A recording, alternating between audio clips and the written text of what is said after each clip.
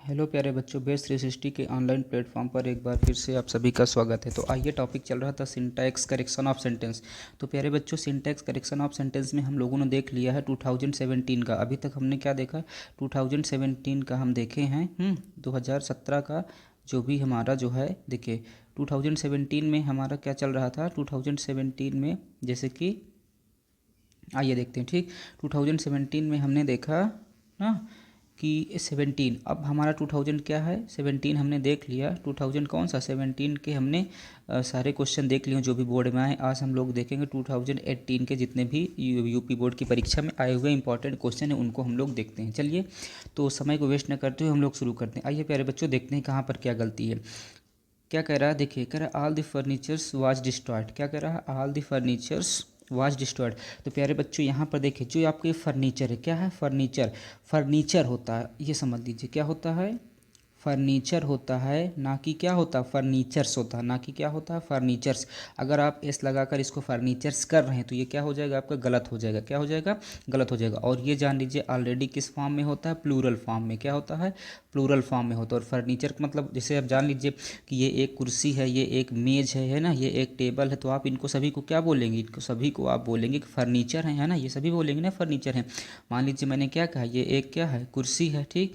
और ये एक आपका क्या है, ये कुर्सी हो गई, और ये क्या हो गया, मेज हो गया, और इस तरीके के बेंचेस हो गए, तमाम चीज़ हो गए। तो उनको सभी को आप मिक्स रूप से क्या बोलेंगे, फर्नीचर बोलेंगे। क्या बोलेंगे, फर्नीचर बोलेंगे। फर्नीचर आप एक टेबल को नहीं बोल सकते भैया देखो मेरे घर में फर्नीचर है, एक चेयर दो चेयर को नहीं बोल सकते फर्नीचर। तो फर्नीचर का मतलब ही होता है ऑलरेडी प्लूरल फॉर्म में। किसमें, प्लूरल फॉर्म में। जब प्लूरल होता है तो जब प्लूरल ऑलरेडी फर्नीचर है तो तब आप उस पर एस या फिर ई एस लगा करके उसको फर्नीचर्स नहीं कर सकते। तो ये जो फर्नीचर ये गलत है ना। तो यहाँ पर जो है सही क्या होगा आपका स्टेटमेंट, आपका स्टेटमेंट ये सही होगा। ठीक, देखिए क्या सही होगा, इसको हम लोग सही करते हैं। ये गलत हुआ, सही कैसे होगा, ये सही होगा ना। ऑल दी क्या, ऑल दी फर्नीचर ना, ऑल दी क्या है, फर्नीचर ना, फर्नीचर्स नहीं होगा। ठीक, अब देखिए जब प्लूरल फॉर्म है तो यहाँ पर क्या होगा, वर होगा। क्या होगा, वर। तो all the furnitures were destroyed, क्या होगा, all the furniture were destroyed. Clear है, तो ये आपका रहा। ठीक, तो ये आपका क्या हुआ, सही हुआ। आइए क्वेश्चन नंबर हम लोग देख लेते हैं। क्वेश्चन नंबर सेकंड की बात कर लेते हैं। देखिए क्वेश्चन सेकंड क्या कह रहा है, चलिए सेम उसमें भी इसी तरीके से है।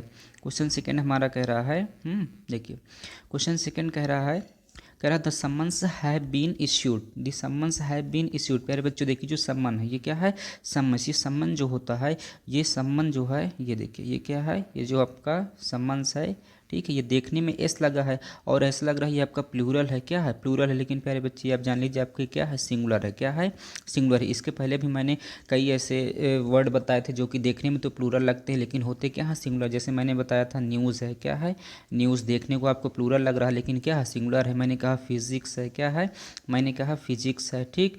मैंने कहा सिविक्स है, क्या कहा, मैंने कहा सिविक्स है। मैंने कहा इकोनॉमिक्स है, क्या कहा, मैंने कहा इकोनॉमिक्स से। क्लियर बात, ठीक है। तो देखिए मैंने कहा इनिंग्स है प्यारे बच्चों, क्या है, इनिंग्स है ना। देखिए सब में एस एस लगा है, देखने में तो ये लग रहा है कि प्लूरल लेकिन वास्तव में ये क्या होते हैं, सिंगुलर होते हैं। ठीक, और सम्मन का मतलब क्या होता है, कोर्ट के द्वारा जो बुलाया गया आदेश होता है। क्या होता है, जो कोर्ट किसी को भेजता है, आदेश करता है ना, इसकी गिरफ्तारी का वारंट कहते हैं जिसको, तो उसे सम्मन्स बोला जाता है। ठीक, तो देखने में तो ये प्लूरल लग रहा है लेकिन प्यारे बच्चों ये होता क्या है, सिंगुलर होता है। और जब ये सिंगुलर होता है तो इसके साथ आने वाली जो वर्ब है वो आपकी वो भी क्या होगी, सिंगुलर होगी। क्लियर। तो देखिए यहाँ पर जो क्वेश्चन आपका मैंने समझ में आ गया ना। चलिए देखिए अब क्वेश्चन क्या कह रहा है, the summons have been issued. तो सम्मन्स नहीं, हैव है। देखिए क्या है, हैव बीन नहीं बल्कि क्या होगा, हैज़ बीन इश्यूड। और ये किस में है, पास्ट उसमें है, पैसिव वॉइस में। क्लियर। तो ये आपका गलत हुआ। सही करके इसको कैसे लिखेंगे, सही करके इसको ऐसे लिखेंगे ना, ऐसे। द सम्मन्स है ना, द क्या, द सम्मन्स हैव नहीं बल्कि क्या हो जाएगा, हैज़ बीन, क्या, has been issued. Clear, has been issued. तो प्यारे बच्चों ये आपका सेकंड राइट हुआ। आइए क्वेश्चन हम लोग देख लेते हैं थर्ड। आइए क्वेश्चन देखिए थर्ड क्या कह रहा है। देखिए प्यारे बच्चों थर्ड क्वेश्चन आपका ध्यान से देखिएगा। इसमें कह रहा है I have a 10 rupees note, I have a 10 rupees, मेरे पास एक 10 रुपये का नोट है। देखिए इस तरीके से कहीं भी आपको मिल जाए ना, कहीं भी मान लीजिए आपको कोई भी कार्डिनल एडजेक्टिव मिल जाए। मैंने कहा अगर कोई भी आपको क्या मिल जाए, कार्डिनल एडजेक्टिव मिल जाए। प्यारे बच्चों क्या मिल जाए, कार्डिनल एडजेक्टिव मिल जाए और उसके बाद में कार्डिनल एडजेक्टिव के बाद क्या मिल जाए, प्लस आपको हाइफन मिल जाए, क्या मिल जाए, ये जो ऐसे साइन होते हैं इसे हाइफन बोला जाता है, ठीक। और उसके बाद जो आने वाली आपकी क्या होगी, जो आने वाली नाउन होगी प्यारे बच्चों, वो नाउन क्या होगी, वो नाउन आपकी सिंगुलर होगी, क्या होगी, सिंगुलर। कब सिंगुलर होगी, जब कार्डिनल एडजेक्टिव मिले और उसके पहले आर्टिकल आपका ए मिल जाए या फिर क्या मिल जाए, एन मिल जाए, क्या मिल जाए, ए एन। मैंने कहा आर्टिकल ए एन मिल जाए, उसके बाद कार्डिनल एडजेक्टिव मिल जाए और ये फिर उसके बाद क्या, हाइफन मिल जाए, क्या मिल जाए, हाइफन, ठीक। इसे हाइफन बोलते हैं प्यारे बच्चों, ये क्या है आपका हाइफन है। और उसके बाद जो आने वाली नाउन होगी वो क्या होगी, सिंगुलर। अब देखिए क्या है, आई हैव आ यहाँ है और ये 10 क्या है, ये आपका कार्डिनल एडजेक्टिव है। उसके बाद देखिए हाइफन सिंगल लगा है, जो नाउन है, नाउन आपकी किस में है, प्लूरल फॉर्म में, रुपीज, जबकि इसको होना किस में चाहिए, सिंगुलर में होना चाहिए, है ना। कुछ भी कह लीजिए तो यहाँ पर क्या होगी, सिंगुलर। ये अगर आपको हाइफन से जुड़ा हुआ है, हाइफन है उसके बाद क्या है, कार्डिनल एडजेक्टिव, उसके पहले आर्टिकल ए और एन लगा है, तो समझ लीजिए आने वाली नाउन जो उसके बाद होगी क्या होगी, सिंगुलर होगी, क्लियर। तो यहाँ पर रुपीज़ ना होकर प्यारे बच्चों क्या होगा, रुपी होगा। I have a 10 rupees note, नहीं, मेरे पास एक क्या है, 10 रुपये का नोट है। एक नोट है तो वैसे भी ऑलरेडी बोल कर ही समझ सकते हैं 10 रुपये का एक नोट है तो क्या होगा, रुपी होगा, ना कि रुपीज़ होगा, क्लियर। तो इसको अगर सही करके लिखना चाहें तो ऐसे लिखेंगे, देखिए इसको लिखेंगे आई हैव आ ना, आई हैव अ 10, ठीक, I have a 10 rupee, 10 rupee notes, ठीक, 10 रुपी नोट, क्लियर। तो प्यारे बच्चों ये आपका राइट हुआ। आइए क्वेश्चन नंबर देख लेते हैं थर्ड, चलिए क्वेश्चन थर्ड को देख लेते हैं, ठीक। थर्ड हो गया, क्वेश्चन फोर देख लेते हैं। देखिए क्वेश्चन फोर आपका क्या कह रहा है, ध्यान दीजिए। क्वेश्चन फोर कह रहा है kind one not do watt he like, ठीक। देखिए कह रहा है, चलिए ध्यान दीजिएगा, kind one not do watt he like. Kind one मतलब, काइंड वन का मतलब जो भी व्यक्ति क्या है, दयालु है, वो वह नहीं करता है जो वह चाहता। अब देखिए कुल मिला के यहाँ पर हमारा जो ना सब्जेक्ट है क्या, वन है। अब जब वन है तो इसका ये देखिए, वन जो आपका एस सी मतलब सब्जेक्टिव केस, ओ सी ऑब्जेक्टिव केस, पी सी क्या पोसेसिव केस, और आर सी मतलब रिफ्लेक्सिव केस की जितने भी प्रोनाउन है। तो अगर आपका सब्जेक्ट हमने बताया वन है, क्या है, वन है, तो ऑब्जेक्ट केस में क्या जाएगा, वन ही जाएगा, और पोसेसिव केस में क्या जाएगा, वंस जाएगा, और इधर क्या जाता है, वन सेल्फ जाता है, क्या जाता है, वन वन क्या जाता है, वन सेल्फ जाता है। लेकिन अगर सब्जेक्ट आपका ही है तो यहाँ हिम जाएगा ऑब्जेक्टिव केस में, और इधर क्या जाता है, हिज जाता है, और इधर क्या जाता है, हिमसेल्फ जाता है ना, हिमसेल्फ। ये सारी चीज़ें आपको लास्ट लेक्चर में बता दिया गया है। अब देखिए आपका सब्जेक्ट क्या है, वन है, ठीक, वन आपका सब्जेक्ट है। अब यहाँ पर देखो क्या लिखा है, ही लिखा है ना, क्या लिखा है, ही लिखा है, जो कि क्या है, गलत है। ये किस में है, ऑब्जेक्टिव केस में जाएगा ना, तो वन का ऑब्जेक्टिव केस भी क्या होता है, ही का तो गलत है, ये वन का भी ऑब्जेक्टिव केस क्या होता है, वन ही होता है ना। तो यहाँ ही ना हो करके वहाँ पर क्या होगा, वन होगा, क्लियर। क्योंकि इसका देखिए ये हमारा सब्जेक्ट क्या है, वन है, और वन का मतलब होता है कोई, वन का मतलब क्या बच्चे होता है, वन का मतलब होता है कोई, ठीक। ये इस तरीके से, तो आइए इसको हम लोग सही कर लेते हैं। तो ये आपका गलत हुआ, सही कैसे लिखेंगे, सही ऐसे लिखेंगे, इस तरीके से देखिए, काइंड ना वन नॉट, ठीक, डू वाट वन लाइक, ठीक। चलिए तो ये आपका क्या हुआ, सही हुआ, क्लियर। चलिए आइए देखते हैं नेक्स्ट, ठीक। चलिए क्वेश्चन नंबर देख लेते हैं। काइंड नहीं, इसका मतलब कैन कर लीजिए, क्या होगा, कैन, ये मिस प्रिंट हो गया, यहाँ पर कैन कर लीजिए आप, clear. Can one not do watt he likes. चले आइए क्वेश्चन नंबर फिफ्थ देख लेते हैं। देखिए प्यारे बच्चों क्वेश्चन फिफ्थ हमारा क्या कह रहा है, neither of them were invited to the party. Neither of them invited in the party मतलब दोनों में से कोई भी पार्टी में इनवाइट नहीं किया। अब देखिए ये जो नीदर ऑफ है, नीदर ऑफ में से दोनों में से कोई नहीं, ठीक।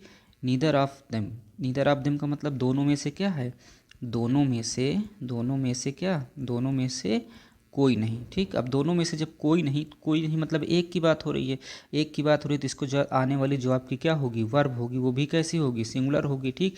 आने वाले जो प्रोनाउन होगा वो भी क्या होगा, सिंगुलर होगा, है ना। अब नीदर ऑफ देम देखिए यहाँ पर वर लिखा है, neither of them were invited ना, यही हमारा क्या है, गलत है। जबकि क्या लेगा, सिंगुलर वर्ब लेगा, है ना। नीदर ऑफ देम मतलब दोनों में से कोई भी नहीं। अब सिंगुलर आ गया सब्जेक्ट, तो वर्ब भी हमारी कैसी आ जाएगी, सिंगुलर आ जाएगी, क्लियर। तो आइए इसको सही करके कैसे लिखेंगे, ये रॉन्ग हुआ, ये क्या हुआ, गलत हुआ, सही इसका ये होगा ऐसे, नीदर ऑफ देम, ठीक, neither of them was invited, was क्या, invited to the party, to the कहाँ, टू द पार्टी। क्लियर, ये हुआ। आइए क्वेश्चन नंबर 6 पढ़ लेते हैं। देखिए क्वेश्चन 6 क्या कह रहा है। क्वेश्चन 6 कह रहा है I do not know who are you, कह रहा I do not know who are you, मैं नहीं जानता कि तुम कौन हो, ठीक। तो इसका जो है देखिए जो डू नॉट है, पहली बात तो ये जो डू नॉट है ये समझिए, जो आपका क्या है डू नॉट है, इसका अगर हम लोग इसको हम लोग ऐसे भी लिख सकते हैं, ये लिख सकते हैं, डोंट लिख सकते हैं ना, और ये इसका क्या होता है शॉर्टेन फॉर्म होता है, क्या होता है शॉर्टेन फॉर्म होता है, ठीक, शॉर्टेन फॉर्म होता है। डू नॉट का शॉर्टेन फॉर्म क्या होता है, डोंट होता है, ठीक।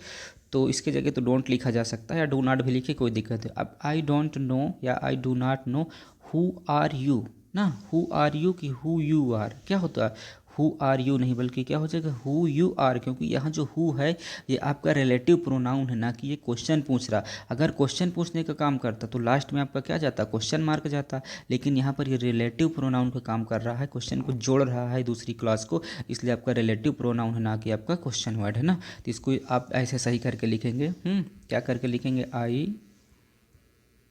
क्या, आई डोंट नो, ठीक, आई डोंट नो हु क्या, you are, who you are. Clear, तो ये आपका राइट हुआ। आइए क्वेश्चन नंबर देख लेते हैं, क्वेश्चन नंबर 7 देख लेते हैं। चलिए प्यारे बच्चों क्वेश्चन 7 को देखते हैं। कह रहा है ही बिहेव्ड कवर्डली, ठीक, क्या कह रहा है, ही बिहेव्ड कवर्डली। चलिए इसको देखिए, अब देखिए ही बिहेव्ड कवर्डली, उसने कवर्डली व्यवहार किया, तो ये तो एकदम से अलग है ना, तो ये भी आपका क्या है गलत है। ये भी इसको मैं आपको देखिए बता रहा हूँ कैसे होगा। ही बिहेव्ड कावर्डली नहीं, इसको आप कह सकते हैं कि उसका जो बिहेवियर है, उसका जो नेचर है वो क्या है, कावर्डली है ना, तो इसको आप ऐसे लिख सकते हैं। ही बिहेव्ड नहीं, क्या लिखेंगे आप ऐसे लिखेंगे, इसको ऐसे लिखेंगे, ठीक। आप इसको कैसे लिखेंगे, ऐसे लिखेंगे, ठीक है। हिज बिहेवियर, ठीक, क्या लिखेंगे, हिज बिहेवियर, ठीक, हिज क्या बिहेवियर वॉज ना कॉवर्डली, कॉवर्डली। क्लियर, तो ये आपका सही हुआ, ठीक। आइए क्वेश्चन नंबर 8 देख लेते हैं। देखिए प्यारे बच्चों क्वेश्चन 8 क्या कह रहा है हमारा। क्वेश्चन 8 कह रहा है, ध्यान दीजिए, due to illness I can not go to school, due to illness बीमारी के कारण, I can not go to school मैं स्कूल नहीं जा सका। चलिए तो किसकी बीमारी के कारण, अपने को बताएगा, सब्जेक्ट किसको इंट्रोड्यूस करेगा, अपने को बताएगा ना कि ड्यू टू। अब इसको सही करके कैसे लिखेंगे, इसको सही करके ऐसे लिखेंगे, ठीक है। आप ऐसे लिखेंगे, ये देखिए क्या लिखेंगे, ड्यू टू, क्योंकि आई है तो आई का पॉसेसिव केस क्या हो जाएगा, माई हो जाएगा, है ना, सब्जेक्ट के रूप में आई है, तो due to my illness, due to क्या माई इलनेस, ठीक, ड्यू टू माई इलनेस, उसके बाद क्या हो जाएगा, बाकी है आपका आई कैन नॉट, ठीक, I can not go to कहाँ, स्कूल। क्लियर, तो ये देखिए प्यारे बच्चों आपका सही हुआ, due to my illness I can not go to school. Clear, आइए क्वेश्चन नंबर देख लेते हैं, क्वेश्चन 9 देख लेते हैं। देखिए क्वेश्चन 9 आपका क्या कह रहा है, कह रहा the picture was hanged on the wall, जो पिक्चर है दीवार पर क्या है, हैंग्ड है, ठीक। अब देखिए पहली बात तो जब वाज है और वाज के साथ, ठीक, वाज के साथ क्या है, वाज है ना, तो ये किस में है, पैसिव वाइज में है ना। चलिए तो इसको वहाँ पर हैंग ना होकर के क्या होगा, हंग होगा, क्या होगा, हंग होगा। तो आप इसको ऐसे सही करके लिखेंगे, द पिक्चर ना, कैसे लिखेंगे, द पिक्चर वाज हैंग नहीं बल्कि क्या, हंग ऑन द वॉल। क्लियर, चलिए तो ये प्यारे बच्चों आपका राइट हुआ। आइए क्वेश्चन नंबर देख लेते हैं 10। देखिए क्वेश्चन 10 हमारा क्या कह रहा है। क्वेश्चन 10 कह रहा है he has left Agra with bag and baggage. प्यारे बच्चों देखिए एक यहाँ पर ये ईडियम्स फ्रेज है, क्या है, ईडियम फ्रेज है ना, ये क्या है, बैग, क्या है, बैग एंड क्या, बैगेज, बैग एंड बैगेज। प्यारे बच्चे देखिए इस जो बैग एंड बैगेज है, इस पूरे का मतलब भी होता है बोरिया बिस्तर के साथ, क्या होता है, इस पूरे का मतलब होता है बोरिया बिस्तर के साथ, बोरिया क्या है, बोरिया बिस्तर है ना, बोरिया बिस्तर के साथ, ठीक। ये बोरिया बिस्तर के साथ आदमी कहेंगे ना तुम भैया अपना बोरिया बिस्तर क्या कर लो, पैक कर लो, बंद कर लो, ठीक, बोरिया बिस्तर के साथ। अब देखिए यहाँ पर जो अननेसेसरी जो विथ दिया है, विथ जो है ऑलरेडी, बैग एंड बैगेज जो हमारा ईडीएम फ्रेज है इसका मतलब ऑलरेडी होता है बोरिया बिस्तर के साथ, और फिर से अब उसमें साथ के सेंस में विथ का यूज हम लोग नहीं करेंगे, सुपरफ्लुएंस माना जाएगा। क्लियर? तो इसलिए जो विथ का प्रयोग यहाँ पर हुआ ये अननेसेसरी हुआ, इसका कोई मतलब नहीं है। ये बैग एंड बैगेज से ऑलरेडी मतलब निकल रहा है बोरिया बिस्तर के साथ, ठीक है, ऑलरेडी ये के साथ का सेंस दे रहा है, आपको विथ लिखने की इसमें ज़रूरत नहीं है। तो आइए क्वेश्चन सही करके इसको कैसे लिखेंगे, क्वेश्चन कैसे लिखेंगे, इस तरीके से लिखेंगे, ठीक, कि क्या लिखेंगे, ही हैज़ लेफ्ट आगरा, उसने क्या किया, आगरा को छोड़ दिया, फिर उसके बाद क्या, बैग एंड क्या, बैगेज, बैग एंड बैगेज मतलब कि बोरिया बिस्तर के साथ उसने आगरा को छोड़ दिया। तो ये आपका क्या हुआ, राइट हुआ, विथ आपका नहीं आएगा। क्लियर? चलिए क्वेश्चन नंबर 11 देख लेते हैं। देखिए क्वेश्चन 11 क्या कर रहा है, he fought with me tooth and nails, ना कह रहे हैं ही फॉट विथ मी, वो मेरे साथ कैसे लड़ा, टूथ एंड नेल्स लड़ा। ठीक, चलिए ध्यान दीजिए इसको भी कैसे करेंगे। ठीक, अब देखिए ही फॉट विथ मी ना, तो ही फॉट विथ मी, वे मेरे साथ टूथ एंड नेल नहीं, टूथ एंड नेल जो है हमेशा अगेंस्ट, ये जो टूथ एंड नेल है इस तरीके से विथ ना होकर के यहाँ क्या होगा प्यारे बच्चे, अगेंस्ट होगा। क्या होगा, अगेंस्ट, अगेंस्ट का मतलब होता है विरुद्ध ना, वे मेरे विरुद्ध कैसे, टूथ एंड नेल्स, मतलब ये भी एक आपका इडियम फ्रेज है। ठीक, ऐसे लड़ा, तो इसको भी आप सही करके कैसे लिख पाएंगे, बस ऐसा ही लिख लीजिए जनरली इसको, ही फॉट, क्या लिखेंगे, ही फॉट क्या, अगेंस्ट, क्या हो जाएगा, he fought against me tooth and nail, tooth and nail. Clear? तो ये आपका हुआ। आइए क्वेश्चन नंबर 12 देख लेते हैं। देखिए प्यारे बच्चों क्वेश्चन 12 आपका क्या कह रहा है। ठीक, क्वेश्चन 12 कह रहा है I has passed to BA from the Agra university. देखिए प्यारे बच्चों मैं आपको बता दूं, पहली बात तो ठीक, किसी भी कोई भी प्रॉपर नाउन के पहले या कोई भी नेम ऑफ अगर यूनिवर्सिटी आपको मिल जाए, क्या मिल जाए प्यारे बच्चों, नेम ऑफ यूनिवर्सिटी मिल जाए, मैंने कहा कोई आपका है नेम ऑफ यूनिवर्सिटी है। ठीक, कोई भी नेम ऑफ यूनिवर्सिटी है, ये समझिए, कोई नेम ऑफ क्या है, यूनिवर्सिटी। ठीक है, कोई भी नेम ऑफ यूनिवर्सिटी है तो उसके पहले नो आर्टिकल, क्या है, नो आर्टिकल, मतलब कि नो आर्टिकल। ठीक, देखिए नो आर्टिकल मतलब ये बात हुई कि कोई भी नेम ऑफ यूनिवर्सिटी है ना, किसी भी यूनिवर्सिटी का नाम है तो उसके पहले अगर आप आर्टिकल नहीं लगाते तो आपका स्टेटमेंट सही माना जाएगा। ठीक है, क्या माना जाएगा, आर्टिकल सही माना जाएगा। लेकिन अगर उसके पहले अगर आर्टिकल आप द लगा देते हैं, ठीक है, या कोई भी आर्टिकल लगा देते हैं, उसके बाद में आपका नेम ऑफ क्या है, नेम ऑफ आपका यूनिवर्सिटी है। ठीक, नेम ऑफ यूनिवर्सिटी है प्यारे बच्चों, तो यहाँ पर आपका स्टेटमेंट क्या माना जाएगा, गलत माना जाएगा। ठीक, किसी यूनिवर्सिटी के पहले आप आर्टिकल द नहीं लगाएंगे। ठीक, और अगर लगाना चाहते हैं तो आप उसको फिर ऐसे लगाएंगे। ठीक है, पहले आप अगर लगाना भी चाहें तो कैसे लगाएंगे, आप ऐसे लिखेंगे, द लिखेंगे, आर्टिकल द लिखेंगे, फिर उसके बाद में नेम ऑफ क्या, नेम ऑफ आपका यूनिवर्सिटी हो जाएगा, नेम ऑफ यूनिवर्सिटी हो जाएगा। ठीक है, ठीक, उसके बाद क्या हो जाएगा, ऑफ हो जाएगा, उसके बाद नेम ऑफ प्लेस हो जाएगा, क्या हो जाएगा, नेम ऑफ प्लेस, जो आपका जगह होगा उस जगह का नाम हो जाएगा। क्लियर? उसको ऐसे तो देखिए, तो जनरली आप, मैंने क्या कहा, जनरली जो है नो आर्टिकल होता है किसी यूनिवर्सिटी के पहले। ठीक, वो आपका सही माना जाएगा। लेकिन अगर आप यूनिवर्सिटी के पहले आर्टिकल द जोड़ना चाहते हैं तो आप द आर्टिकल द होगा प्लस नेम ऑफ यूनिवर्सिटी होगा प्लस ऑफ होगा, उसके बाद क्या होगा, नेम ऑफ प्लेस होगा। क्लियर? तो चलिए देखिए मैं इसको कैसे बताता हूँ आपको। देखिए पहली बात तो देखिए आगरा यूनिवर्सिटी है ना, उसके पहले आर्टिकल द लिया है, Agra university name of university है ना, उसके बाद ये क्या है, द है, ये आपका गलत माना जाएगा क्योंकि किसी भी यूनिवर्सिटी के नेम के पहले आप आर्टिकल द का यूज नहीं कर सकते। आर्टिकल द ही क्या, किसी भी यूनिवर्सिटी आगरा मतलब उसका जो है आर्टिकल का यूज नहीं करेंगे। ठीक, तो एक तरीका तो ये सही करने का है। दूसरा तरीका आप इसको देखिए, इसको एक तरीका तो ये है, गलत है ना, सही करने का तरीका क्या है, इसको आप ऐसे लिखेंगे आई ना, आई क्या, आई। ठीक, अब देखिए आई, अब पहले एक तो देखिए यहाँ पर क्या हैज़ है, तो हैज़ ना होकर के यहाँ क्या हो जाएगा, हैव हो जाएगा, ये भी मिस्टेक है, ये भी दो मिस्टेक है इसमें।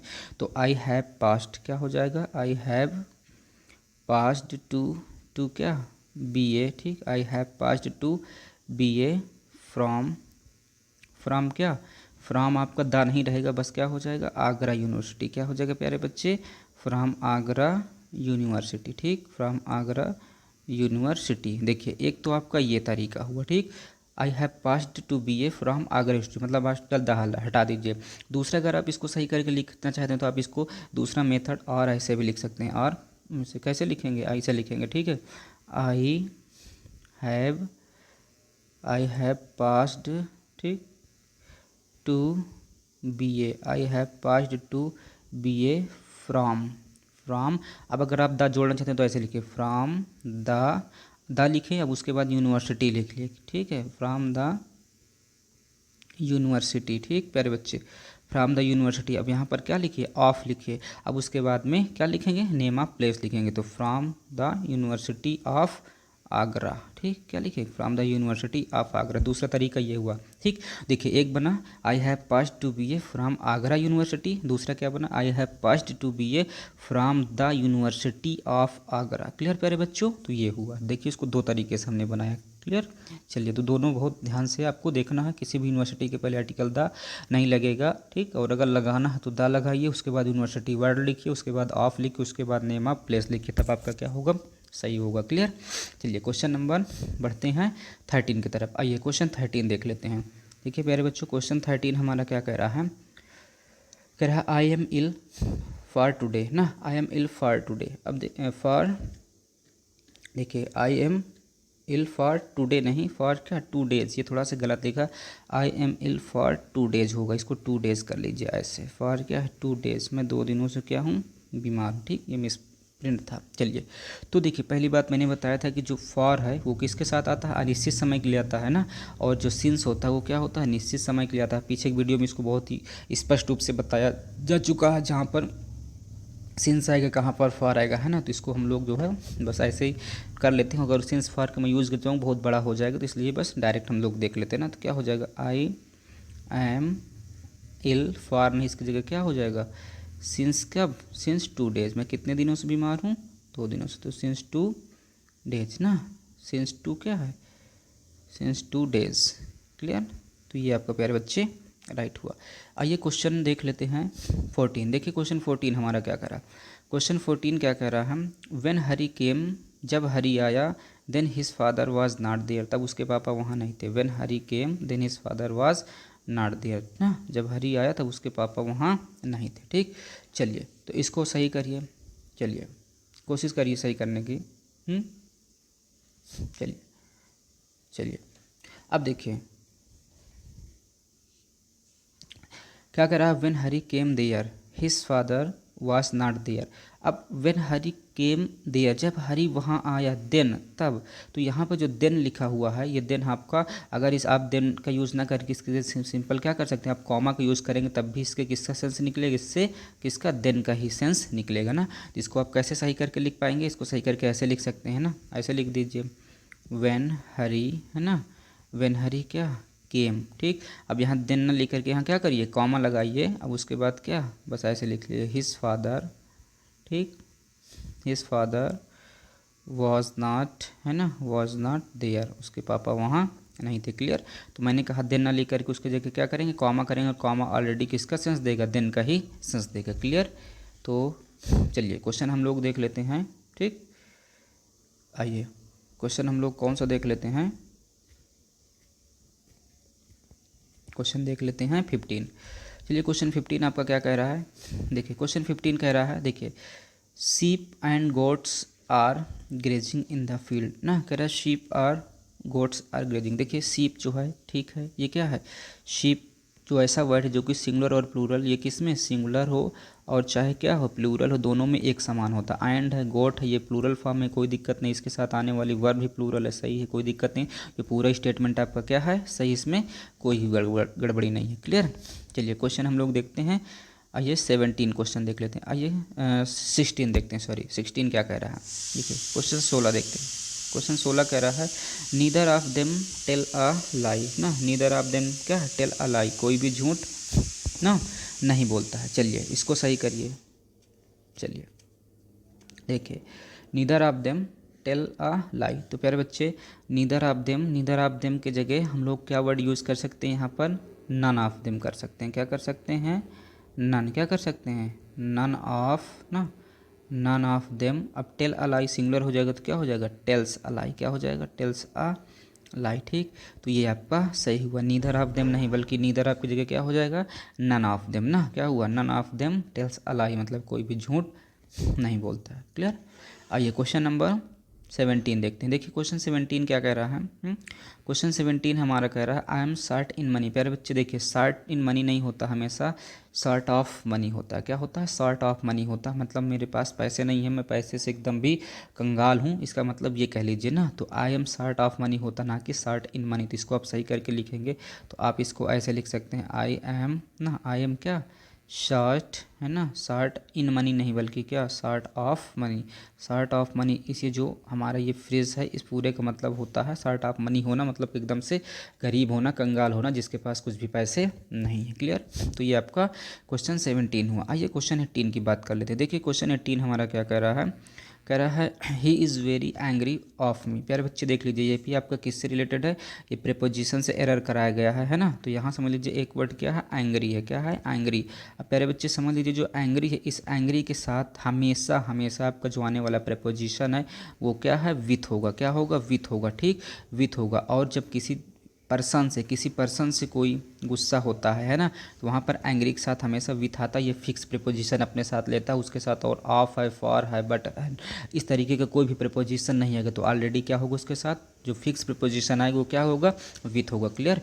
तो ये देखिए गलत है, इसको आइए सही करके लिखेंगे। तो सही करके इसको आप कैसे लिखेंगे, ये तो गलत हुआ ना, सही करके आप ऐसे लिखेंगे, ये लिखेंगे क्या, ही इज, ठीक है, ही इज़ क्या, देखिए he is very angry with me. एक तरीका तो ये है, एक तरीके का जो ये क्या है, वेरी है, इस वेरी को जगह हम लोग एडवर्ब टू का भी यूज़ कर सकते हैं। किसका, ये एडवर्ब टू है तो इसका भी यूज़ कर सकते हैं। तो एक तरीका तो आप यही बना सकते हैं कि ही इज़ वेरी ना, वेरी क्या है, ही इज़ वेरी एंग्री है ना, एंग्री, ठीक, विथ मी। एक तरीका तो ये हो गया। ठीक, अच्छा दूसरा तरीका इसका क्या, एक तो ये हो गया, दूसरा तरीका आप इसको बना सकते हैं ना कि ही इज वेरी की जगह क्या, टू है ना, ही इज़ क्या हो जाएगा, ही इज़ टू एंग्री। ठीक, ही इज़ टू एंग्री, फिर क्या, with me, he is too angry with me. एक तरीका आपका ये बना, तो जो आपको बेस्ट लगे दोनों बना सकते हैं ना, दोनों क्या सही हैं।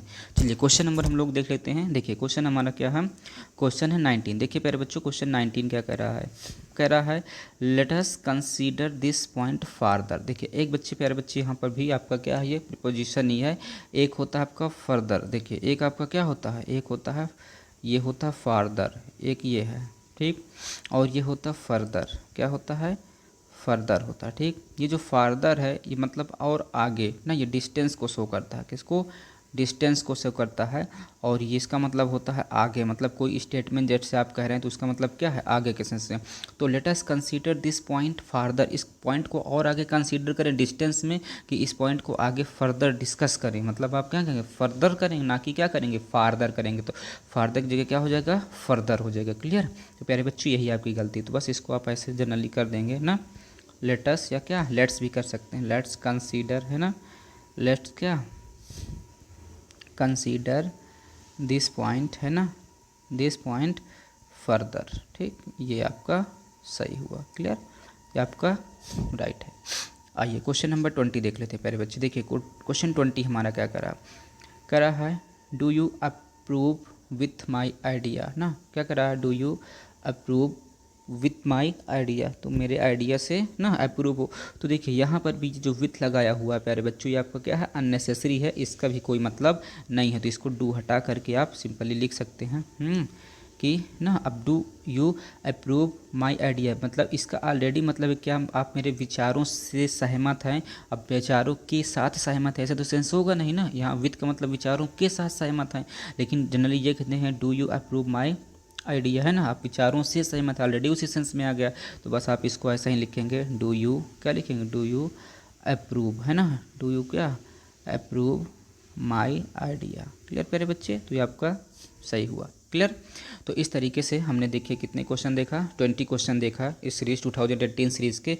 तो आगे भी 2018 की सीरीज़ आपकी क्या रहेगी, नेक्स्ट वीडियो में भी आपकी कंटिन्यू रहेगी 2018 सीरीज़ के। आज हमने 21 क्वेश्चन देख लिया और 20 वन से ये अभी क्या है, आगे जो है आपका जारी रहेगी ये सीरीज़, है ना। तो आज के लिए बस इतना है। नेक्स्ट वीडियो में हम लोग मिलते हैं क्वेश्चन नंबर 21 से इसी 2018 सीरीज़ का, ठीक। तो बीच में देखिए मैं आपको नहीं रोकता हूँ ना टोकता हूँ, और बस लास्ट में एक ही वर्ड आपको बोलूँगा कि चैनल को क्या करें, चैनल को ज़रूर से ज़रूर लाइक और सब्सक्राइब कर लें, ठीक। लाइक सब्सक्राइब और क्या करें, शेयर करें, ठीक है। लाइक सब्सक्राइब और क्या करें, शेयर करें, ठीक। फ्रेंड्स तक आप इसको ज़रूर से ज़रूर पहुंचाएं। क्लियर। तो प्यारे बच्चों आज के लिए इतना है। मिलते हैं क्वेश्चन नंबर 21 से। क्वेश्चन नंबर 21 से कहाँ पर, नेक्स्ट वीडियो में मिलते हैं इसी 2018 सीरीज़ के साथ। ओके, तब तक के लिए बाय बाय, टेक केयर।